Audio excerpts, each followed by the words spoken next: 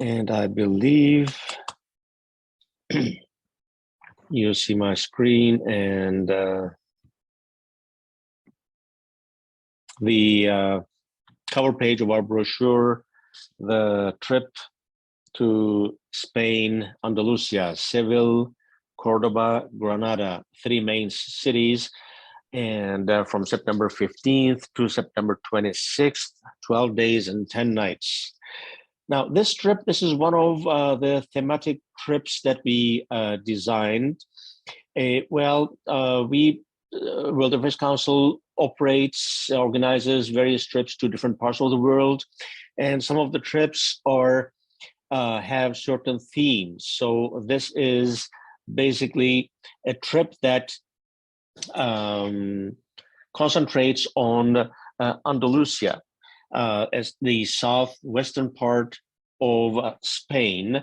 And we will talk about the theme, we will talk about what it entails. So here we have a map of Spain, Madrid here, and the southern, Mediterranean coast, and Gibraltar. We will not be going to the northern part or the eastern part of Spain, but mainly we will concentrate on this part, Andalusia. This is close to northern Africa, and it has a very interesting history, very interesting geography, very interesting nature. And in our trip, as you will see, we will cover all these aspects of the region. This is a map of the history that makes this location, this part of Spain, unique and very interesting. As I'm sure you know, Islam started in the 7th century AD in what is today Saudi Arabia, in the Arabian Peninsula. And after the death of Prophet Muhammad in 632, Islamic armies started to expand the Islamic dominion, Islamic conquests.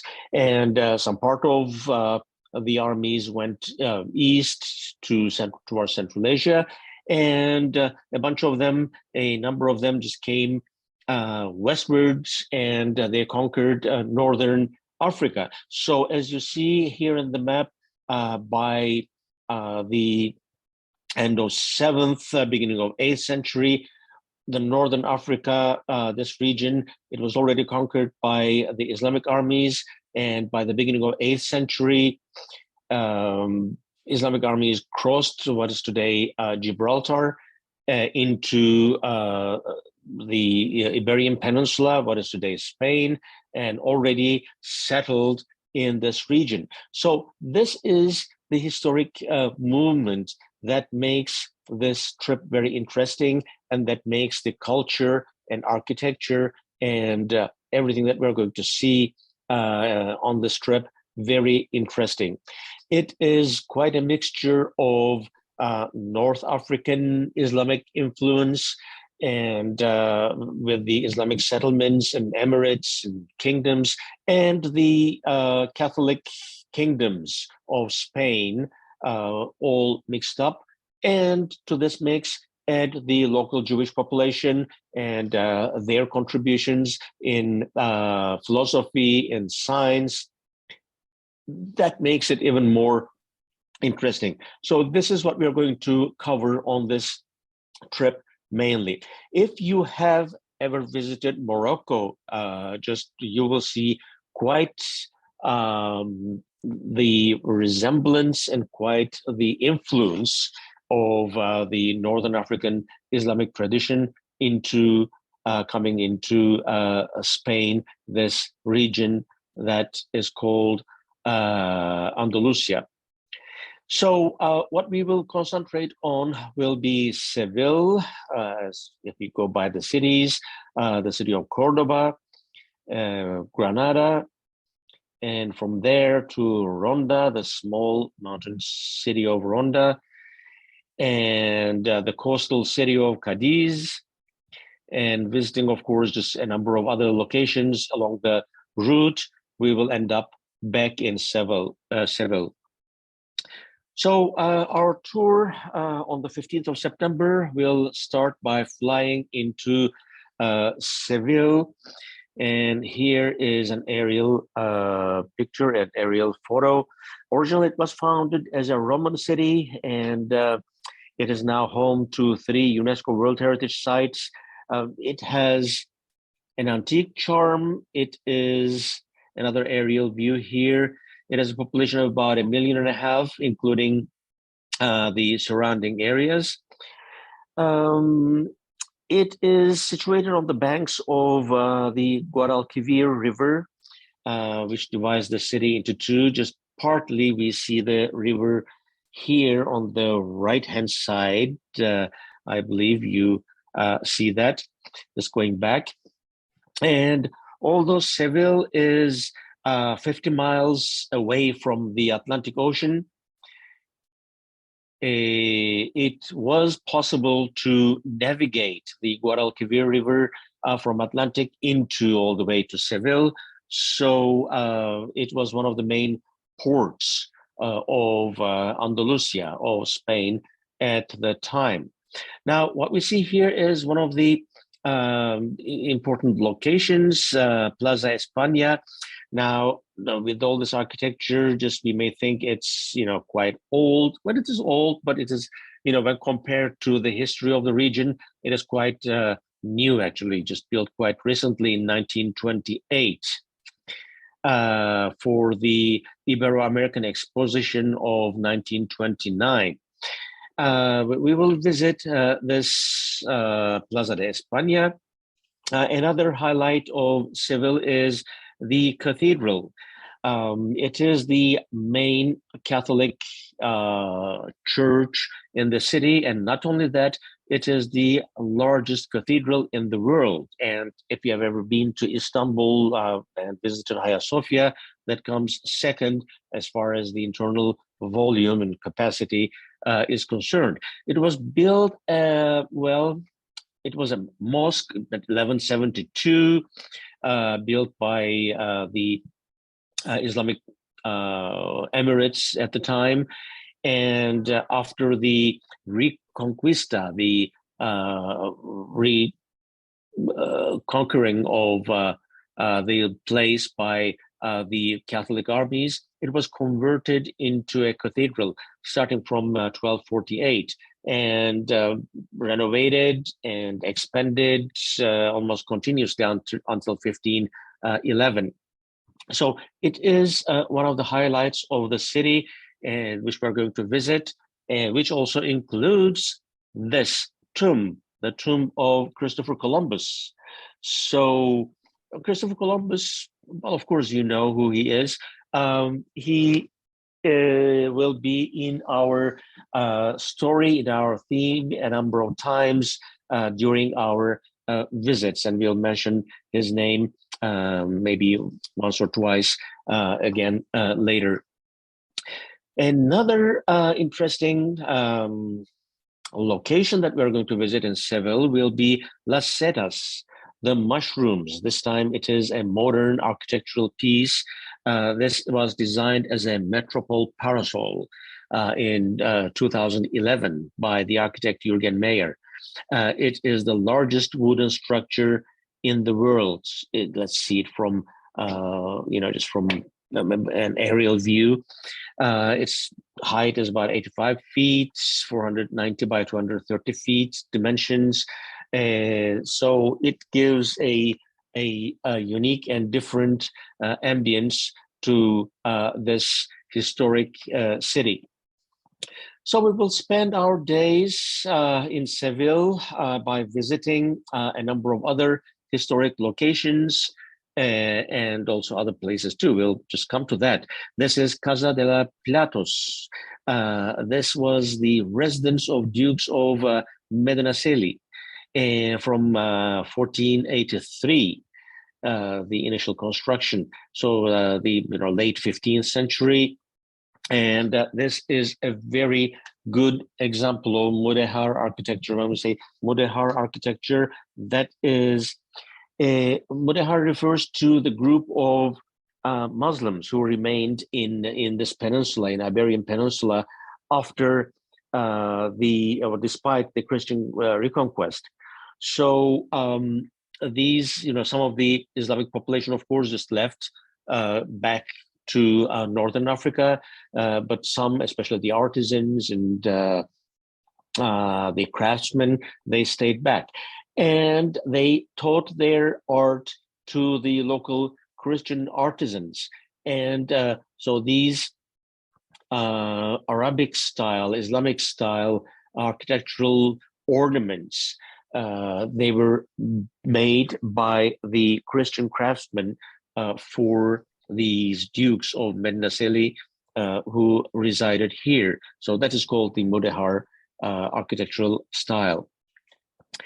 And the Triana neighborhood of Seville, we will not just be spending our time with the historical locations and the stories from hundreds of years ago, hundreds of years before, but we'll get a sense of today's life, and we will just walk around in the Triana neighborhood, which is one of the popular neighborhoods of the city, with local cafes and restaurants, and have a cafe and maybe have our dinner over there. And as you see, just the charm of this Mediterranean lifestyle plus ornaments, the architecture is already there, and the trees. I want to draw your attention to the tree. This is an orange tree here, just that ornaments the city sidewalk, instead of I don't know what you have in Houston, but here in New Jersey we have various the elm trees and junipers and different stuff. But here, just it is orange trees that we can see all around, ornamenting the city streets. Another location we are going to visit in Seville will be the Royal Alcazar, from the beginning of or just mid 12th century. The Royal Alcazar, this Alcazar, that all these Spanish words or Spanish sounding words, they are originally Arabic, and from the time of the Arabic conquests, they were turned into Spanish words. Alcázar in Arabic, the residential fortress. Alcázar in Arabic turned into Alcazar in Spanish. So this was the capital of Almohad caliphs in 1150s, and after the Christian reconquest of Seville, it became the residence, the residential fortress of Peter of Castile in 1248.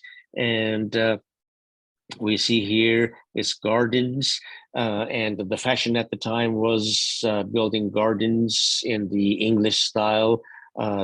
Partly this reflects that fashion of the time, but the plants, they were brought from South America thanks to the discoveries, the expeditions of Spanish and Portuguese sailors sailing around Africa all the way into Indian Ocean and around the world, by Vasco da Gama, for example, and others. So they brought back various plant samples which were planted elsewhere too, but mostly in the garden of this fortress. And this is the embassy hall. Again, the ornaments, a combination, a mixture of Spanish and Moorish styles. So this is the Royal Alcazar. Another location we are going to visit will be, another palacio, another palace, Palacio de la Contesa Lebrija.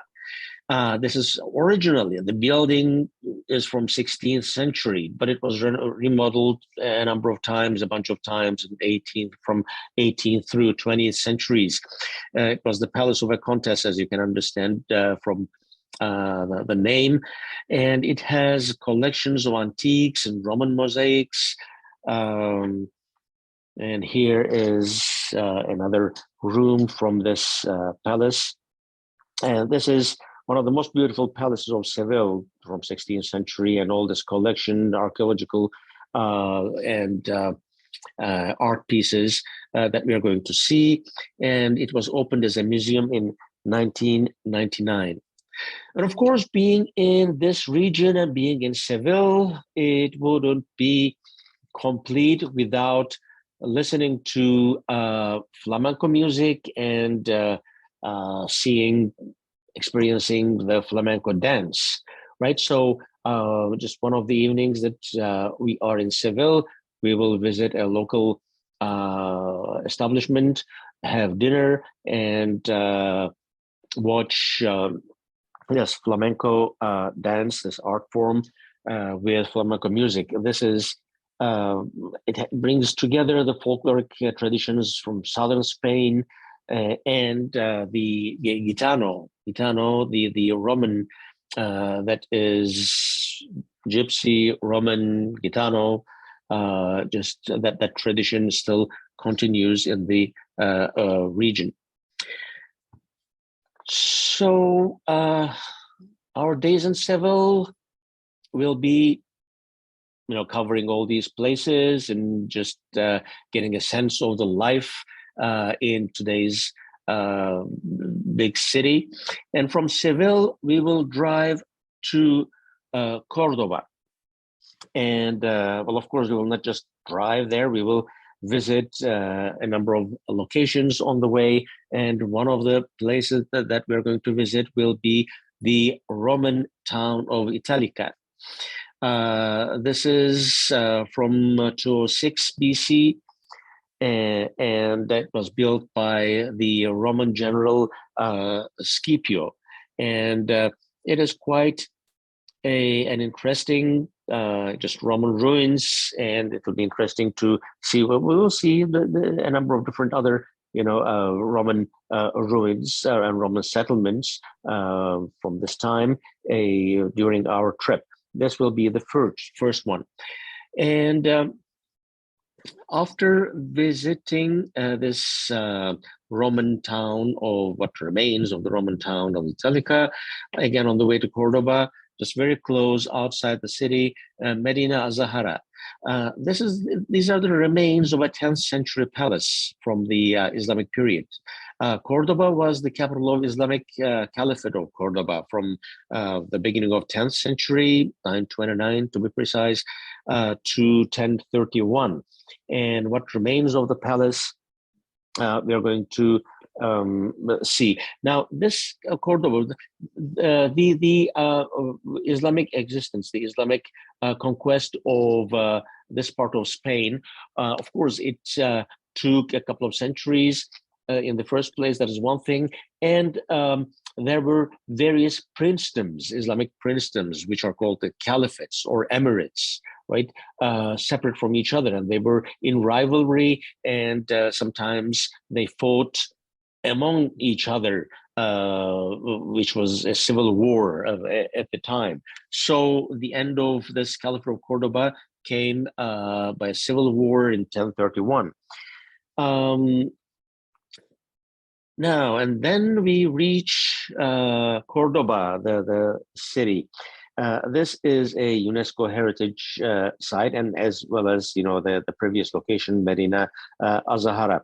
It was like the other places, like the other locations. It was a Roman settlement. Just at the end of the Roman Empire, once Roman Empire collapsed, it was taken over by the Visigoths, and then came the Muslim conquest of 8th century, and it became the capital of the Umayyad Caliphate of Cordoba. Now, when we say Umayyad Caliphate, Umayyad dynasty, they are the dynasty from Syria, actually. Their capital was Damascus, today's capital of Syria. And they took over the Islamic Caliphate at the end over at the beginning of 8th century, at the end of 7th, beginning of 8th centuries, after the first four caliphs, and they started the expansion of the Islamic Empire to east and west. So a branch of these Umayyad generals, they came this part and they conquered, and this Cordoba became the capital of this Umayyad Caliphate of Cordoba. And it was a world-renowned center of science and religion and all studies of the time, languages and arts. And the well-known Islamic philosopher Averroes, for example, or the Jewish philosopher and scientist Maimonides, they were all here from this city, Cordoba. And as we enter the city, this is, after the general view, these are the streets, the small, cute streets of Cordoba that we'll just walk through in the old town. And again, I have to mention that this also, the city is also located on the banks of the Guadalquivir River, so that, the upper parts of the river, this flows down into Seville, and from there, into Cadiz, we'll go there, and then to the ocean. So it is a relatively smaller and cute city, and the highlight here is the Mezquita, Mosque Cathedral, Mezquita Cathedral. This is from 8th century. The main part is, and the church, and then a mosque, and then again turned into a church after, or converted into a church after the town was reconquered by the Catholic kings. So it has various interesting parts. This is from the original mosque part from the 8th century. And all these columns and the arches supporting the vaults, now as we go back here, supporting all the ceiling that you see here, right? So they are supported by these columns and arches. And this architectural style, you can see almost all around the Islamic world, and the colors, white and red. You can see it in Istanbul, Turkey. You can see it in Damascus, Syria. You can see it in Morocco, in various parts of Morocco. So it is very common. But this, forest of columns that really gives a different feeling. And this is again the same structure. This is the cathedral part that was added later. After it was converted after the city was conquered, as I said, by the Catholic kings.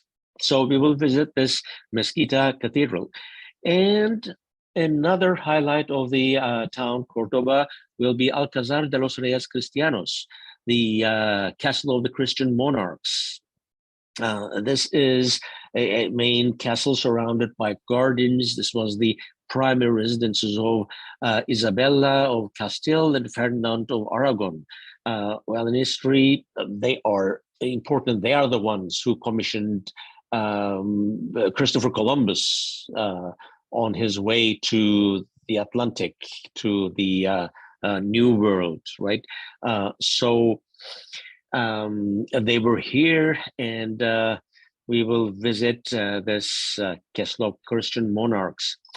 And the Jewish quarters of Cordoba. Cordoba, especially during the Islamic Caliphate, it had a thriving Jewish population, thriving Jewish quarter. So as I mentioned, the Jewish philosopher, scientists, men of medicine, medical arts, Maimonides, from 1135 to 1204. He was born and educated here, and he was a personal physician of General Saladin. Saladin, if you are familiar with the history of the Middle East, he was the Kurdish Islamic general and sultan of the Ayyubids in what is today Jordan, Syria, Lebanon at the time, at the beginning of what is that? 12th century, mid 12th century, I should say. So this Maimonides was educated here. He was the personal physician of this Saladin. So the world was not that big, actually, even at that time. Now today, we can talk with everyone around the world. We can fly at all different parts of the world, in a matter of hours or days at the most. But at this time in 12th, 13th, 14th, 15th centuries, people traveled. And so that is what we see, and that's what we'll talk about. And that is how this interaction resulted in. And again, the orange trees here also, just we see on the right-hand side, right? So we will talk about that part of the history. And that is our time in Cordoba. And from Cordoba, we will drive to Granada. Well, this is maybe the highlight of all of our trip. On the way, though, again, we will visit just a few places. Ubeda, that is, and another place, Baeza. Two Renaissance towns, which both of them are UNESCO World Heritage Sites today. So we will visit these two cute towns, and in Ubeda we'll also visit the synagogue, Jewish synagogue of the town, the historic synagogue. And this was also, just especially during the Islamic times, a Jewish learning center at the time. And we reach Granada. So this is an aerial view of Granada. This is the town is about 2,400 feet above sea level, a medium-sized town with a population of about 230,000 people. And it was the 13th century capital of Emirate of Granada. So here we see another view, and in 1492, Catholic monarchs, Catholic kings recaptured the city, and here we see the upper town and today's town, and even the surrounding walls, the city walls here, the bottom left. If you see my cursor here, I'm just pointing to them. So even the city walls are intact. Now, the highlight is this structure on the top of the hill. That is Alhambra, the Palace of Alhambra. Yes, the Red Fortress, the word Alhambra, that one claim is that it came from the Arabic word hamr, which means red, because of it was built using these stones with this reddish hue. So hence it was called the Red Fortress, Alhambra. From 1238 onwards, it was again, different parts were added at different times and renovated a bunch of times. So we will visit this palace, Alhambra. This is the ambassador's hall, where either the emir, Islamic emir, or afterwards the Spanish king, queen would accept the foreign ambassadors.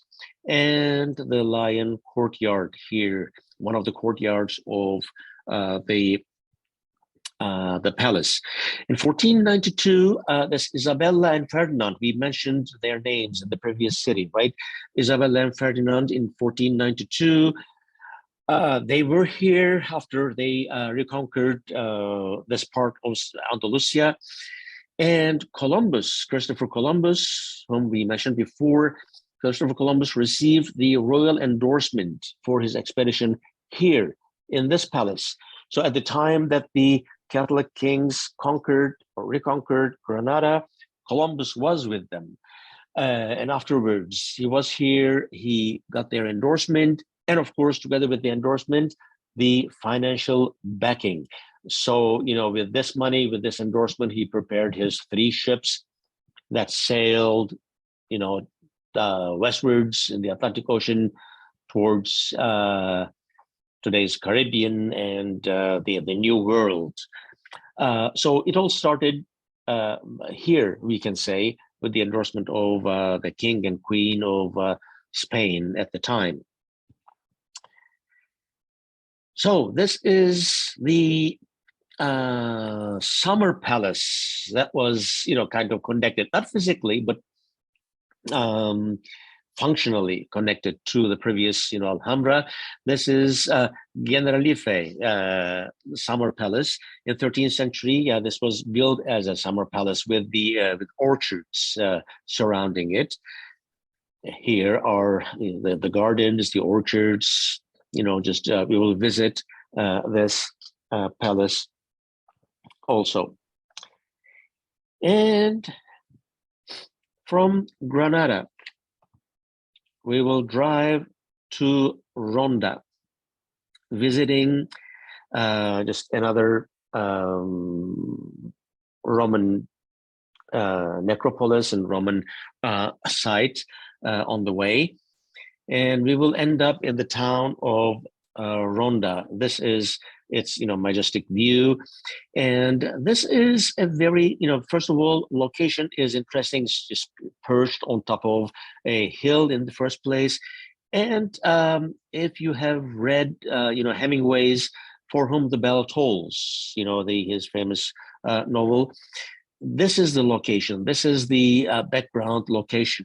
If you remember, the novel is about the Spanish Civil War, 1930s, and this town of Ronda is the location, the setting of his novel. So in that sense, it is also important. Here is another view that perched on top of the hill, and it's also important for its vineyards at the bottom of the hill. We see it's surrounded by old agricultural agricultural land, and its wine is well known.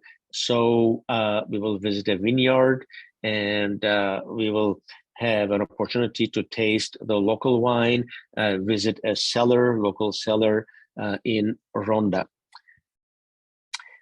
And from Ronda, we will drive to Cadiz, to the coastal town of Cadiz. Now, this is here. Let's see. Yes, we see, again, let's go, we know Spain as a Mediterranean country, which it is, of course, but Cadiz, I went back to the map just to emphasize the fact that Cadiz will not be on the Mediterranean coast, but it is on the coast of the Atlantic Ocean, just outside the Straits of Gibraltar. So it faces the Atlantic Ocean. So I want to mention that. That is one thing. And here from Seville to the north is the Guadalquivir River to the north of Cadiz that flows into the Atlantic Ocean. I also just want to mention that. So the coastal city, the beautiful city of Cadiz, again, on the way, we'll visit, a few other locations, driving to Cadiz.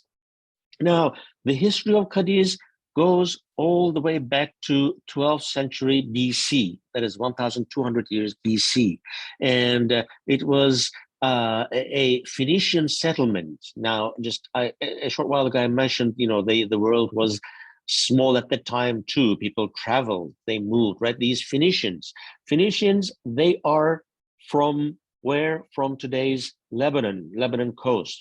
So they were tradespeople, and they had trade colonies along the coast of Mediterranean, northern part of Mediterranean, what is today, Anatolian coast, today's Turkish coast, today's Greek coast, today's Italian and Spanish coastal areas, and also northern Africa too. So a bunch of towns that we know today were basically Phoenician establishments, settlements, and they went outside into the ocean and followed the coastline up north to where this location where today's Cadiz is, and they had their settlement here as a trade colony. So that tradition, that trade tradition, continued all the way to 18th century. And 18th century, now this faces Atlantic Ocean, this faces the New World, the Americas. So the port of Cadiz had the monopoly of trade with Americas in the 18th century. So it was an important, and still is an important coastal city, an important port. And of course, it's also a beach city of beaches, and especially in summer, just local people flock to the beaches and to enjoy the warm waters of Atlantic in summer. So we will arrive in Cadiz, and we will start with the Mercado Central, the central market. And we'll see all the seafood, all the produce, local farm produce here. It is a very interesting location, and it is one of the best places to have lunch, actually. So just that's what we're going to do with the local produce.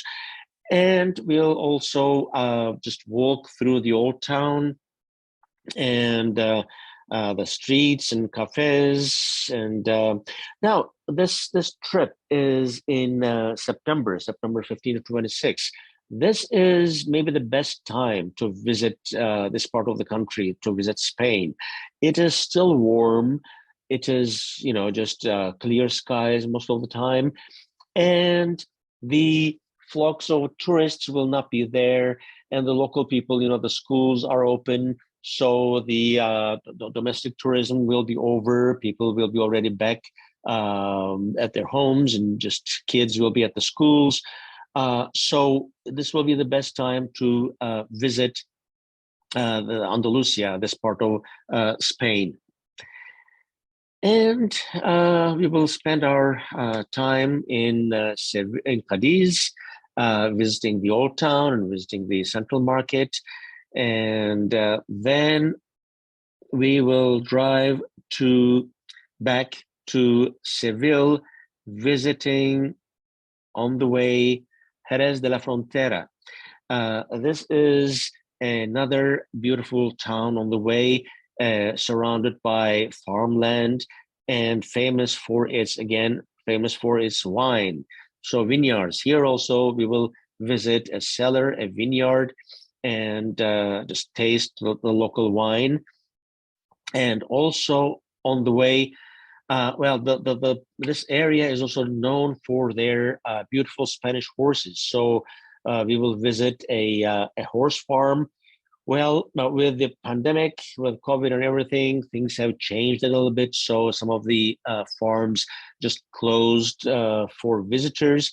But by September, we expect that they will be open again, and either here or in Ronda, there are other farms just inland. So in one of these locations, we will visit a horse farm and see their horsemanship and the a horse show if it is available at that time.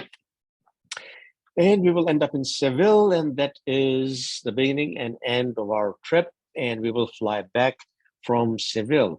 But of course, during our tour, we will taste the delicious food of the region. Tapas, the small dishes, right? Tapa, each one is called in plural, tapas. Various small dishes of seafood or jamon or porretos, fried or fresh. So we will have various opportunities accompanied by local wine. And just there are hot tapas, and there are those who are served at room temperature. And this one here coming, this is, I'm sure you know, paella, the rice dish mixed with the various seafood. And this is a local version of that, which is not made on the stovetop, but made in the oven, baked in the oven. So we may have an opportunity to taste that also. And local sardines. If you are a fan of sardines, like I am, that will be, just the grilled sardines, head and tail, just delicious. We will taste local food during our trip also. So that will be the end of our trip, our 12-day, 10-night trip to Andalusia area of Spain. So I will stop sharing my screen now and go back. So this is the time. If you have any questions, I'll be glad to answer whatever I can.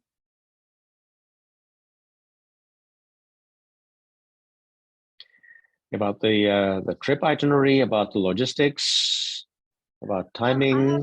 I have a question.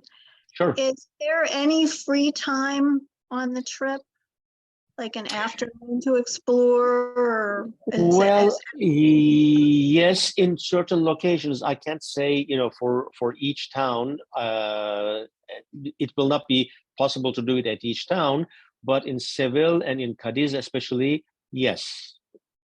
There will be some free time to explore on your own. That is one thing. And also it is possible to extend your stay or arrive early if you want to, spend some more time exploring Seville or some other cities in the region. Okay, thank you. Sure. Question. Hi, Sure. Elias. Hi. This is Irena. Hi, Irena. Good to see you. I'm planning to stay a little bit longer and maybe join my friend, and I wonder whether there are train connections between those cities. Oh, that I have to check, to be honest. Not all of them. Not all of them. And those cities, meaning the cities that we cover? Yes. Not all of them are covered, by train, but a few of them. I have to check and get back to you on that with more, precise information. Very good, thank you. And another question about travel insurance. Do we need to have a travel insurance? It is we always advise our travelers to have travel insurance in case something happens, you are delayed on the road or a health issue came up. So just we always advise that you have travel insurance, definitely, and I can send you a number of different choices if you like. And the third question is about are we going to see any olive I would say yes, olive oil production. Plants. Right. Yes. Because I've heard that they are so good. On the trip, yes, we will have an opportunity. Of course, we will taste it, just in our food every day, but not on this trip. No, I can check the possibility, but it's not. No, we won't. Just we'll visit vineyards. I can buy through US some Spanish special oil. Olive oil. No, well, and you will have opportunities to purchase if you like, of course. Really? Okay. Definitely. We don't need to, visit an olive orchard or, an olive garden or something to purchase. Just in the region, they have their local olives, different kinds of local olives in the local markets, and you'll have various opportunities to purchase some. Definitely. So I'm planning to come a little bit earlier and also extend my trip after the tour. So I would like to know what hotels will be there, where we'll be staying, accommodation. So if Yep. there are good prices, we may just have also have those Mhm. order for our Sure. own. Sure, sure. I will. That Well, the information will be- hotel information is not included in the brochure, but we will do that. We'll update that, and I'll inform everyone about the hotel lineup for this trip. I haven't registered yet, so of course it's just good to see what we are going to see. But Sure. also, I'm sure that the more information will be distributed once we are registered. So, okay. Definitely. Thank you very much. Great. Sure. Any other questions? Now, if you are planning to, join this trip, my suggestion would be please just fill in the application form, which is also on the website, and send it to Amy, the travel desk person at the World Affairs Council of Houston. So she is handling all the travel related organization and signing up, and so if we know how many people will join beforehand, we will just make the necessary arrangements far in advance, because it is a popular time. On the other hand, just September being the best time to visit Spain. So if we know how many people will join, far in advance, it'll be easier for us to finalize our arrangements. And the last question about COVID requirements, I think they are totally lifted in Spain, right? As far as That getting is- the booster and other Mhm. things. That is correct. Now, at the moment, there are no requirements, but of course, just advise that you have your boosters just to be on the safe side. But as far as entry requirements are concerned, that's not an issue anymore. Excellent video. Thank you very much for preparing for us. Thank you. Thank you so much. Thank you for joining, and have a good evening. And I hope to see you joining this trip. Thank you. Thank you. Bye. Bye. Bye.